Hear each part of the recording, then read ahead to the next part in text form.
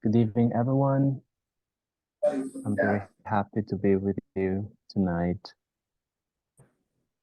E anche queste sono immagini che ci portano lì all'interno. Quali sono le responsabilità di fronte? We are getting ready. Almost. Okay. So, thank you for being here with me. And we are at the Camelot Castle in Tintagel. So, it's a great venue here.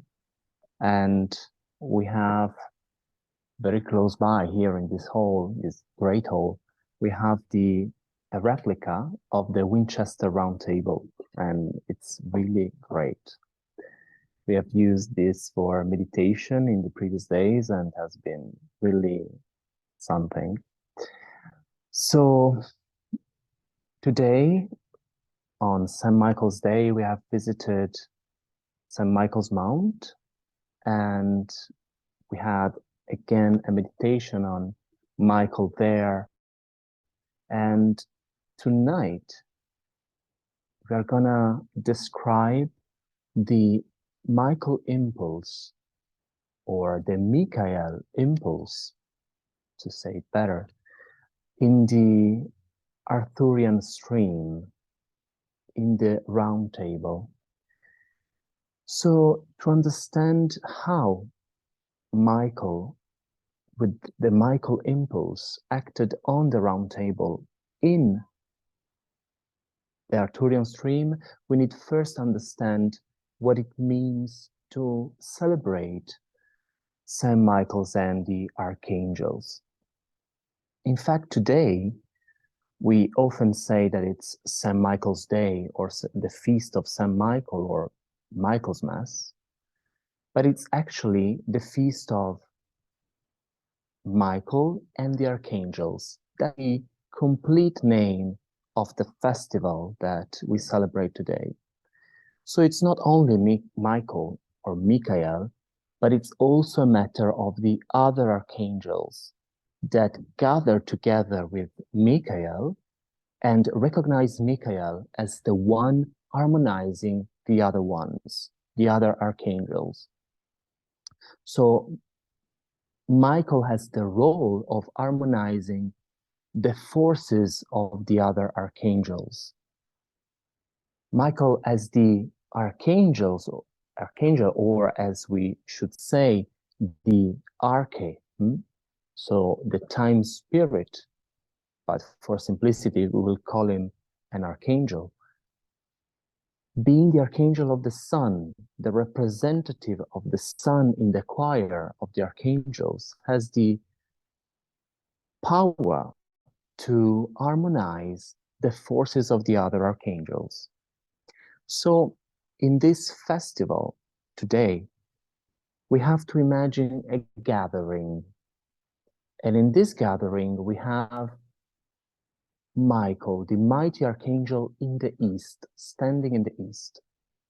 And by standing in the east, he welcomes other archangels to this gathering. The other archangels, as you know, are other three archangels. One is Gabriel, the archangel of the moon. The other one is Raphael, the archangel of Mercury.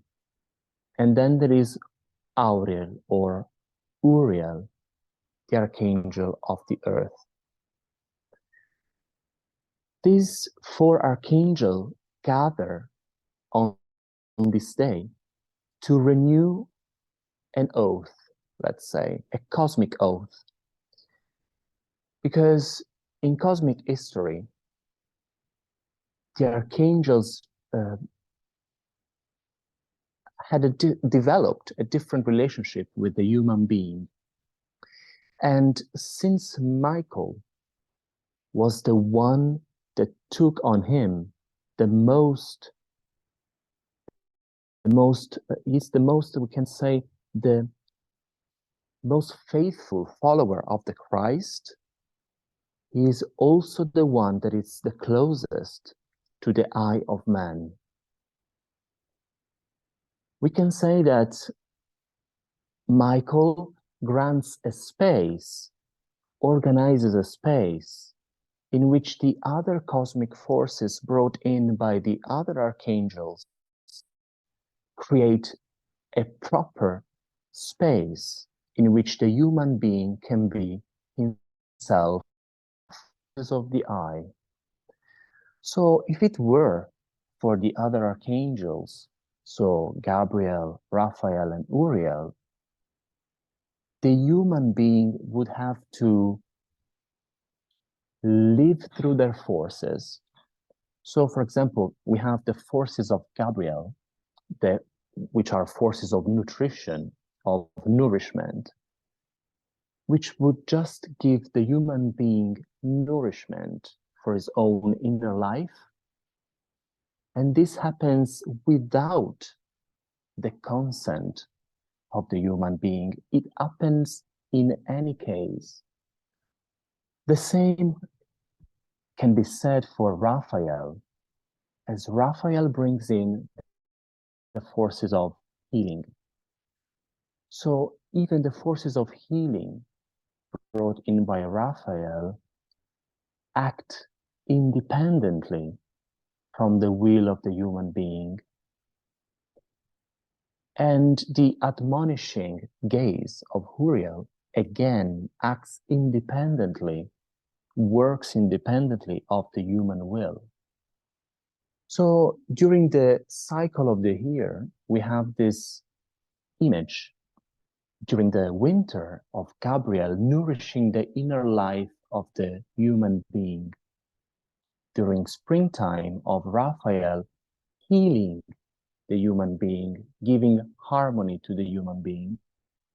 And then during the summer, we have Uriel admonishing the human being to be able to formulate thoughts that are as clear as possible and that follows a crystalline logic.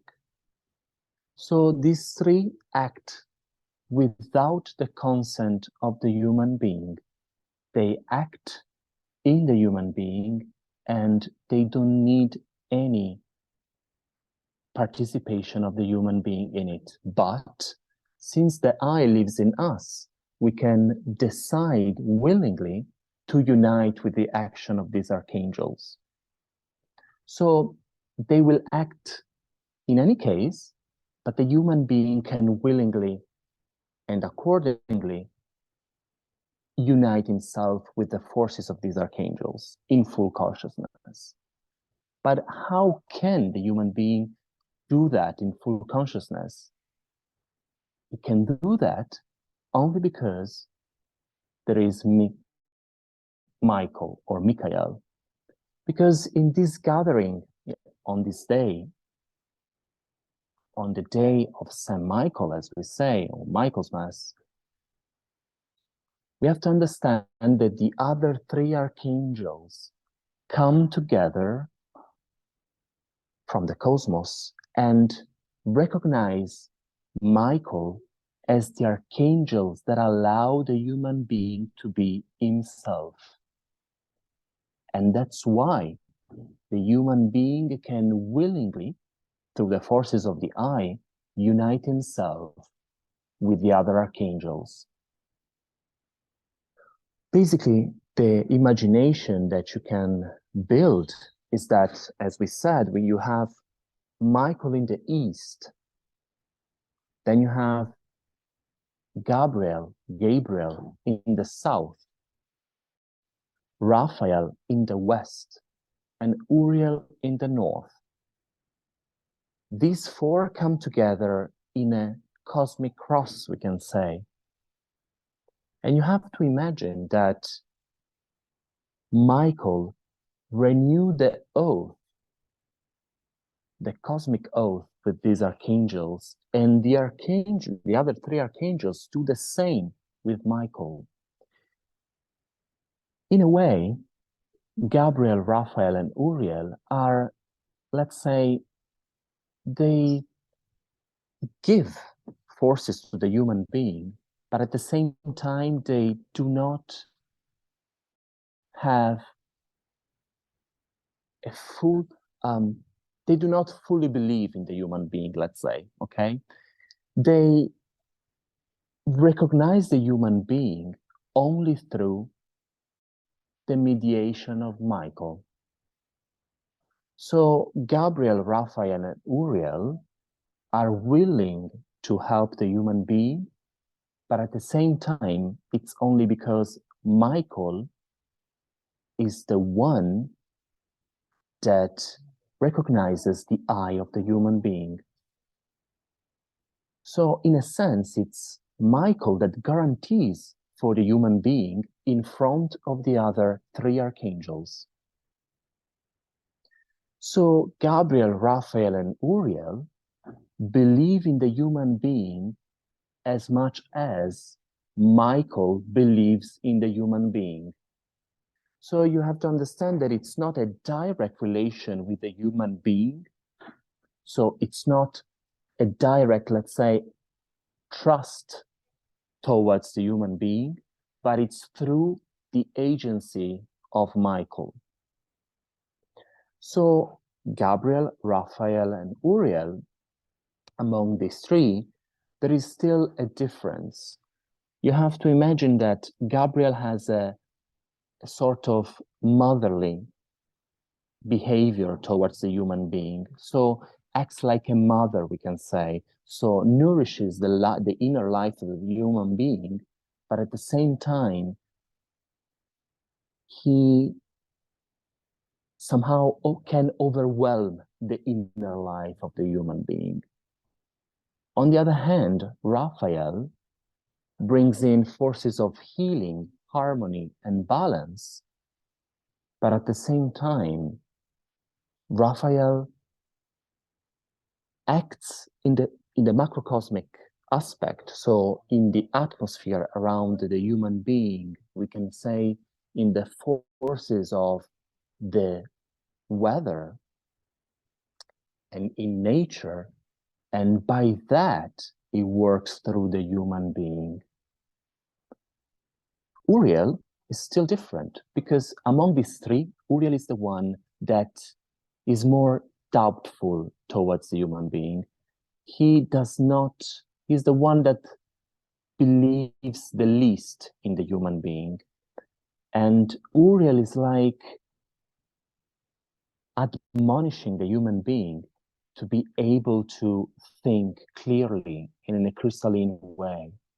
So we can say that Uriel is the one that is the more distant to the human being and to the essence of the human being. And at the same time, he behaves in a way, he works in a way that creates a boundary to the chaos that human beings can bring into the world through materialistic thoughts.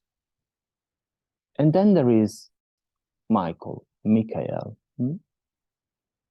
So you have to imagine that Michael creates this space in which the human being can grow and can manifest as an I am, progressively, of course.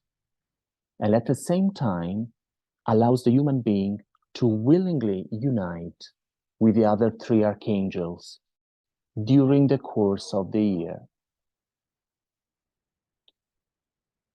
In this time of the year, in the beginning of fall, of autumn, the human being enters from what it was in a sort of state of paradisal consciousness during the summer, in which usually the human being loses himself into the summer heat, into the summer climate, into the macrocosmic distances, and then has, during the Michael time, has to again enter into the microcosm, into the depths of the soul. This is, of course, a crisis, we can say, that cyclically during the year it repeats itself. So from the macrocosmic distances in which the soul of the human being has dispersed during the summer, it has to again enters himself to meet himself in full consciousness in this time of the year, during autumn. And this full consciousness gets to the, we can say, gets to the maximum during the winter, during the holy nights.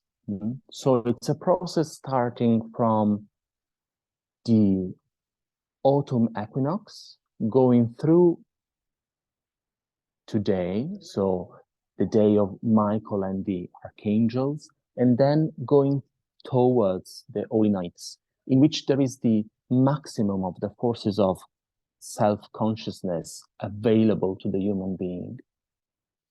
And then, again, it goes out into the forces of the macrocosm during spring, and then again.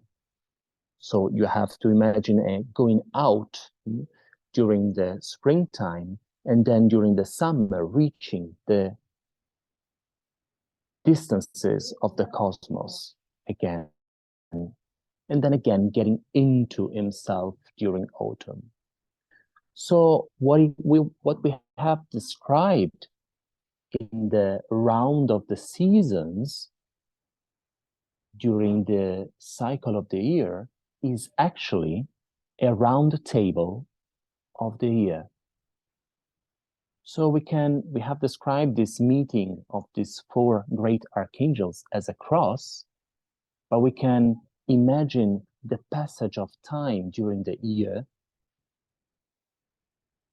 giving the image, a more appropriate image of this gathering, as a round table of archangels.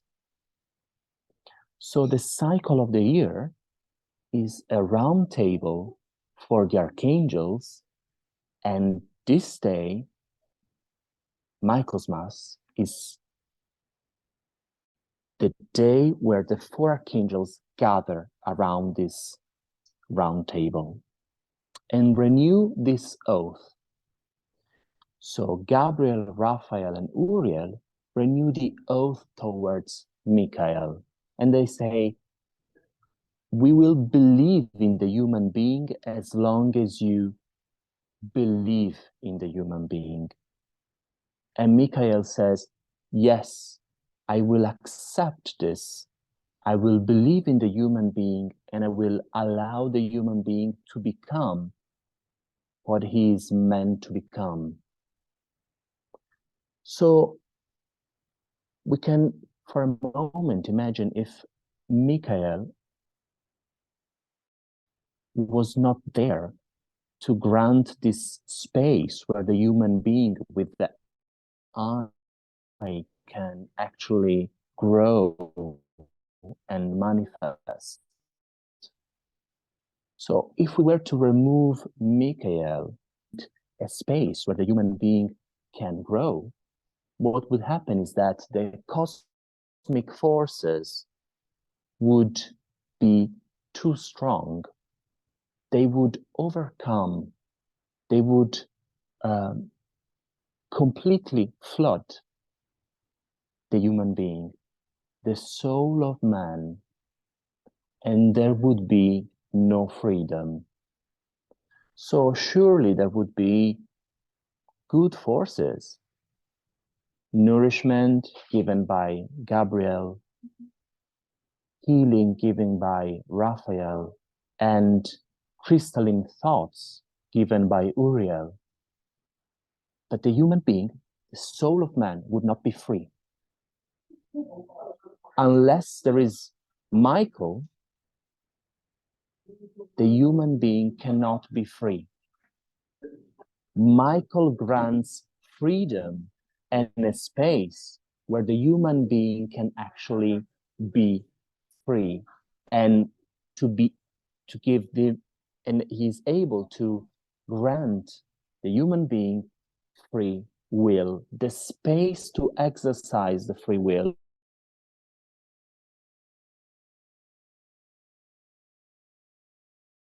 These forces and the processes brought in during the course of the year, this round table, by the other archangels. So, you see, we have here already a cosmic image of what was then manifested in a more earthly way at King Arthur's Round Table. When Rudolf Steiner describes the Arthurian stream and the Round Table, he describes it as an image of the cosmos projected onto a human community on Earth. So you have to also take into account that the Arthurian stream covers a span of time that goes from the sentient soul epoch, so it's a third cultural epoch, through the rational soul epoch, when the mystery of Golgotha happened, down into the end of the rational soul epoch, into the dawn of the consciousness soul epoch.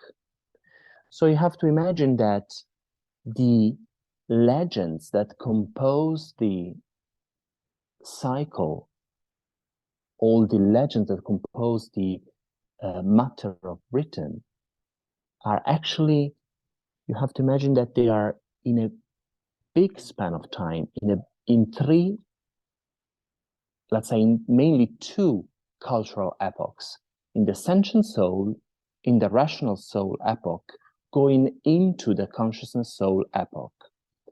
The exchange between the rational soul epoch and the consciousness soul epoch is described in another cycle that follows the one of the Arthurian stream, and it's called, as you know, the Grail cycle. So the Grail stream is actually the passage between the end of the Arthurian stream, of all the legends of the Arthurian stream, and then the going into, as a preparation, the consciousness soul epoch.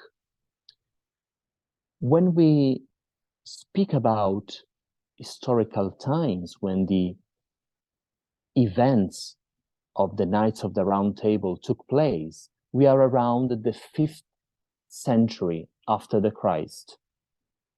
When we speak about the historical events of the Grail cycle, we are in the 9th century.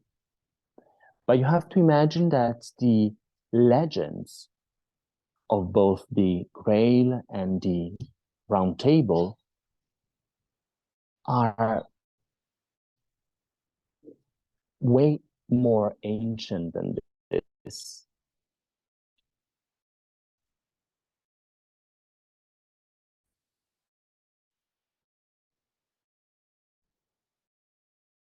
And the Round Table starts in the sentient soul.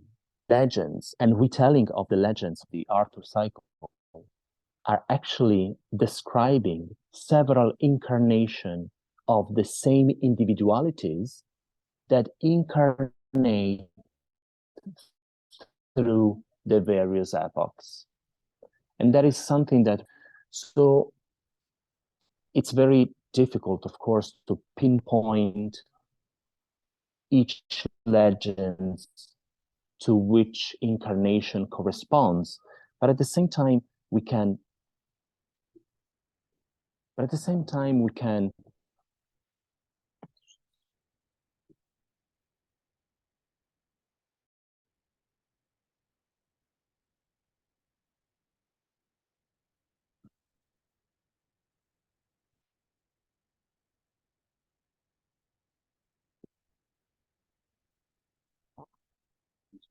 okay.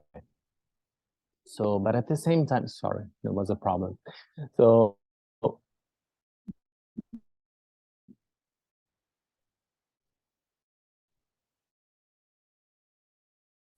but at the same time, we can, was brought into the times right before the mystery of Golgotha. We have to understand that we were, at that time, we were in the previous Michael epoch. So the mystery of Golgotha itself happened in Oriphiel's epoch. You know that there are, in the cultural epochs, there are smaller cycles. These smaller cycles are called archangelic epochs. The archangelic epochs last 354 years. And the mystery of Golgotha happens in Oriphiel's epoch, the archangel of Saturn. Right before this, there was a Michael epoch. Exactly as will happen in the future after this present Michael epoch, then we will get into the Oriphiel epoch. So at that time, right before the time of the mystery of Golgotha, we are in the Michael epoch, and we are at the time when the Michael impulse was brought into the round table, in the cycle of Arthur. So in the cycle of Arthur, the Christ, until we are before the mystery of Golgotha, the Christ has to be considered a pagan Christ. And this, and Steiner explains this very well. So in the Arthur cycle, Christ is the Sun Spirit, and the Sun Spirit is perceived before the mystery of Golgotha in the atmosphere of the earth. And it's progressively descending down into, on one side into the earth, and on the other side into the soul of man. And this happens with the events of the 3 years of Christ in Jesus of Nazareth. So before the mystery of Golgotha, in the previous Michael time, Michael epoch, there was a conjunction between the forces of Michael and what the Druids, which were the priestly,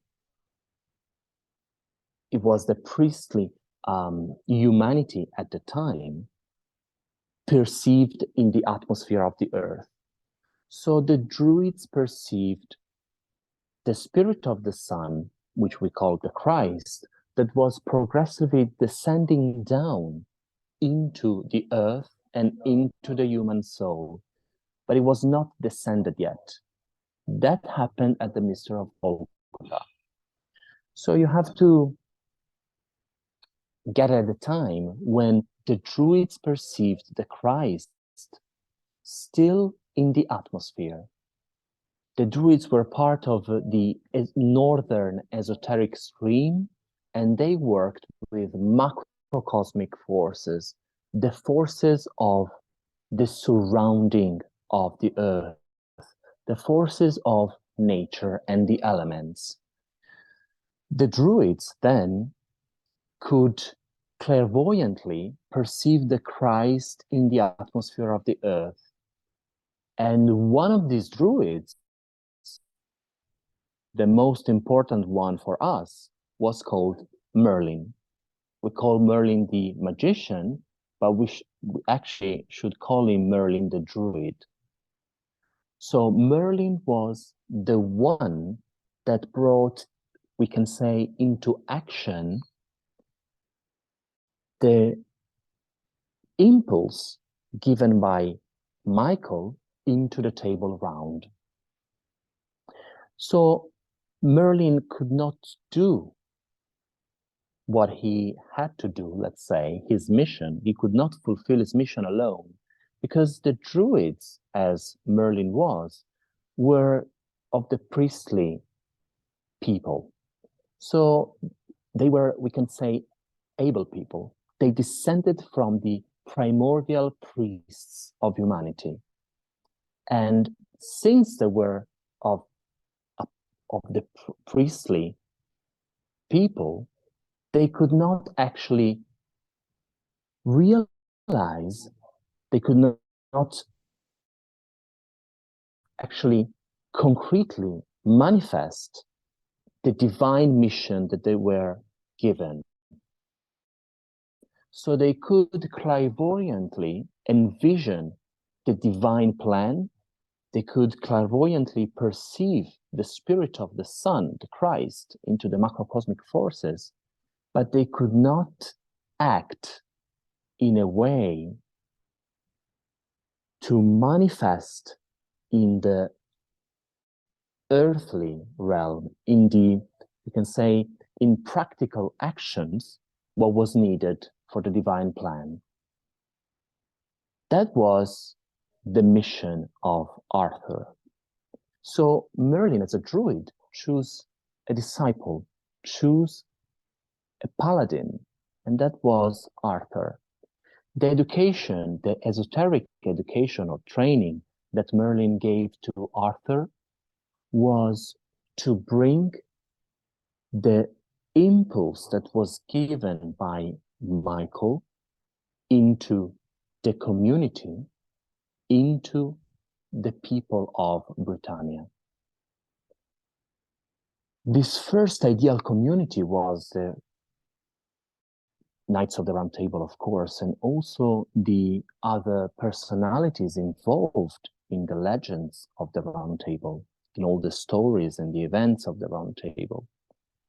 But it was not only that.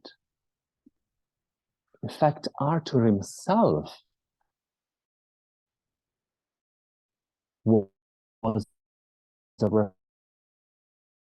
representative,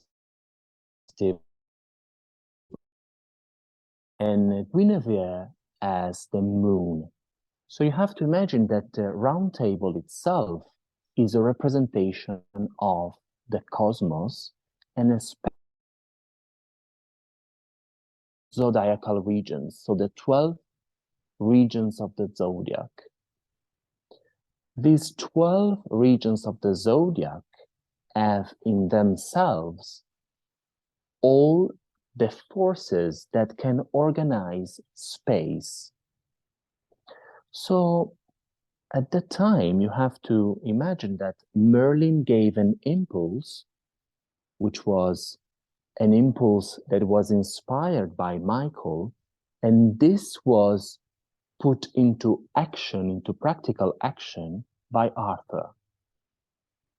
Merlin was a druid and was of the priestly people, of the priestly lineage of humanity. Arthur was of the other lineage of humanity. He was of the one of kings. The king's lineage is the one that we call the Cain lineage. So you have Merlin as a representative of priests descending from Abel, able to see clairvoyantly into the macrocosm, into the elements, into nature, but they could not practically produce something in the earthly realm. They could work magic, they could perceive clairvoyantly, but they could not manifest practically the divine plan. That's why Merlin needed someone, a representative of the other lineage, the king lineage, the royal lineage, in order to practically manifest the divine plan. And that was Arthur. So you have to imagine that these sun forces of Michael are practically manifested into the community. We can say it's a cosmic image in the human community of Camelot. So the Round Table at Camelot is an image of the cosmos that projected into the human realm, into the earthly human realm. So the Knights of the Round Table are actually in their, in their missions, in their ventures, in all the deeds they undertake, they are given an impulse from the sun, from Arthur, the representative of the sun, and they go into the world as the planets revolving around the zodiac. So each of the events in the legends of the Round Table are actually, we can say, a telling of astronomical or astrological, we can say, constellation of and disposition of stars, planets, and the sun and the moon. So the action of Arthur was to bring the sun forces, to give the impulses to action, and to work the divine plan into practical actions, the deeds of the knights. Guinevere, a representative of the moon, was the one able to root the actions into space. So she was the one that was able to, we can say, connect the earthly forces with the more cosmic forces, to give a continuity between the earth and the cosmos. The Knights of the Round Table and their deeds represented and manifested the passage of planets into the 12 regions of the zodiac. So you can see that as in this day, we have this cosmic gathering of the 4 great archangels in this round table of the cycle of the year. At the round table in Camelot, we have the same image projected into space. So we can imagine this cycle of time during the year with the 4 seasons, in which the archangels weave the forces of the cosmos in time, in what we perceive as earthly time of the seasons. While if we look at the round table, we can see those same forces projected onto space, practically worked into human actions. So in this way, we can say that the round table is a cosmic depiction brought down of events, brought down onto the earth, onto human society, in human society, through the action of personalities that were gathered around the round table. And what was the main action of Michael then? You know that in this time, in this Michael epoch that we live today in the consciousness soul, Michael brings cosmopolitan forces. So the action of Michael today as a time spirit, so he is no longer an archangel. We speak of Archangel Michael for the sake of, let's say, expression, but at the same time is actually evolved into time spirit. Michael brings the cosmopolitan impulse. So it's the impulse in which we recognize each member of humanity as an incarnated spirit, regardless of outer circumstances. So it's regardless of race, regardless of sex, regardless of social status, whatever you can imagine that it's an outer circumstance. So we recognize through the present agency of Michael the sacredness of the human being itself.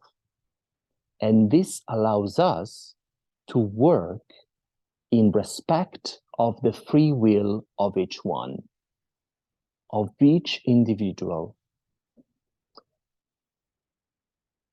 When today Michael looks at us as single human beings and individual human beings, he does not see us for our outer differences, but sees us as the, we can say, the I essence that lives inside us.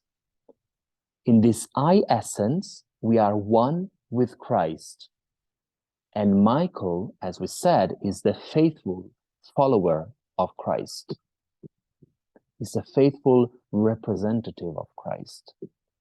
So through the agency of Michael today, we can consciously recognize each other as authentic, incarnated spirits. What happened during the time of Arthur and the Round Table? At the time, Rudolf Steiner says that the elemental beings were very powerful. So the forces of nature were so powerful that swept over Europe and brought chaos into Europe. And these forces of nature in the legends of the Round Table are represented by the forces of giants. When giants are mentioned, they mean the ancient elemental forces of Atlantis that are still around after the universal flood, after the deluge. These forces are abnormal for the time, and the Knights of the Round Table go by the Michael impulse to, we can say, civilize these elemental beings, these forces of nature that are bringing chaos into the world, into Europe especially. So the Knights of the Round Table act in a way to always bring a sun force in order to tame, we can say also, the elements, to tame the elemental forces in Europe, and especially starting from Britain, and then going over into Central Europe towards France. On the other side, you find mentioned monsters, especially dragons and other types of, let's say, reptilian monsters. And these are other stray forces that swept over Europe at the time. And these are the remnants of the Lemurian epoch, Lemurian era. So when you find mentioned monsters and dragons, they actually mean the wild astrality that still was around at the time, and then Michael could actually bring into balance. So in one word, we can say that the Knights of the Round Table acted to civilize Europe, to bring the Michael forces of the sun to tame the elementals, the remnants of the Atlantean era, and to bring harmony and balance into astrality as a remnant of the Lemurian era. So this Michael impulse works in a way that brings civilization and balance. But not only this, because as Michael has, it acts through a sword. The sword of Michael is represented in the Round Table, as you well can imagine, into the sword of Arthur, so Excalibur. So Excalibur is the earthly manifestation of the sword of Michael. And this sword has a special power, let's say. We can call it esoterically the sword of aspirations. Is the sword that gathers all the aspiration of the people living in Britannia, living in that old Britain at the time, and by gathering this power, the sword becomes invincible.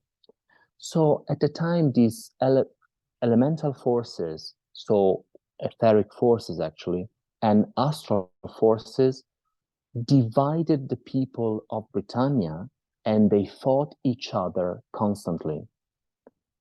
This created the aspiration of the people of Britannia to have a king able to unite the different folks of Britannia into one kingdom of justice, into one kingdom that was the representative of cosmic justice. This was the, we can say, the hope of the people of Britannia. And Merlin had to make this happen through the agency of Arthur.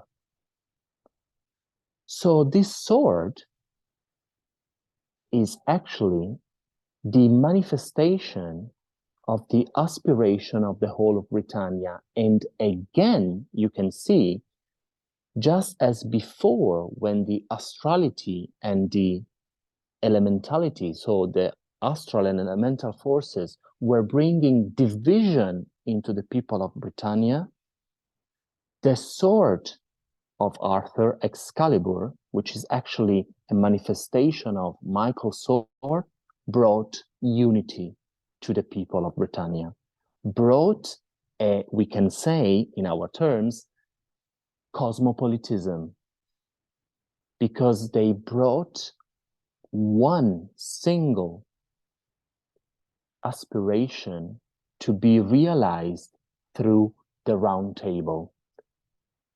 And it was unity in difference. So the round table represents the 12 forces or 12 regions of the zodiac. Each one is different from the other one, but at the same time, they revolve around unity, to be one.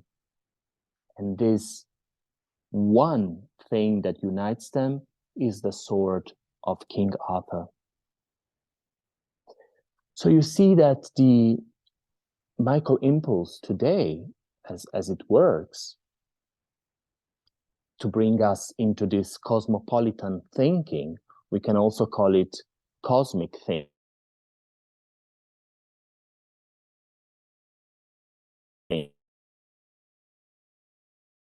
If we expand it also to the planets and the zodiac.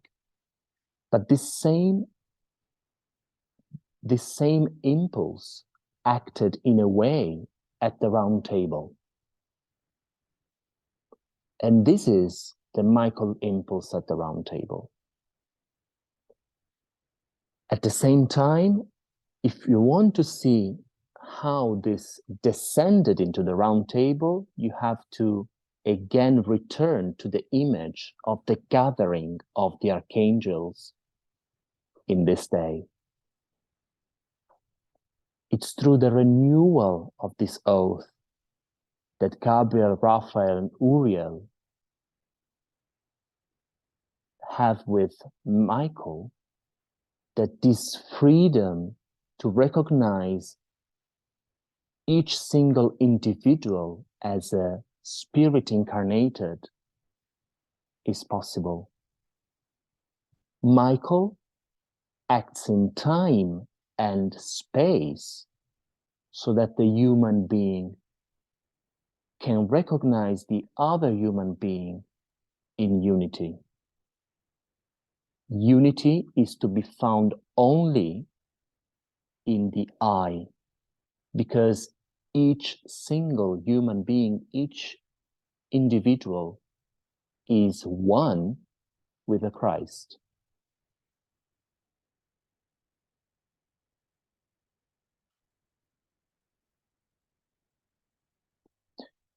And with this, my friends, I have summarized the Michael impulse in Arthur's Round Table, and you have seen how it is expressed in the gathering today, in Michael's Day, through the archangels of the cycle of the year.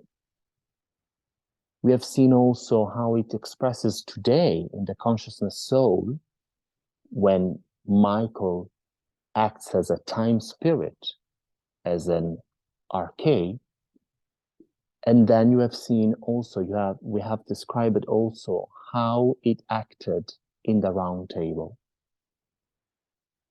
And so I thank you for following me in this journey, and thank you again. Thank you again to be with me in this first lecture that we give in directly in English. So thank you very much. Thank you. So Antonio suggested me, and we the next lectures that we will give in English, they will be in December. So the plan is that we give English lectures 4 times a year for the moment. So at the solstices, close to the solstices and close to the equinoxes. So the next one will be the winter solstice. And we will talk about the Advent time, the Holy Nights, and of course, Gabriel. Thank you very much again.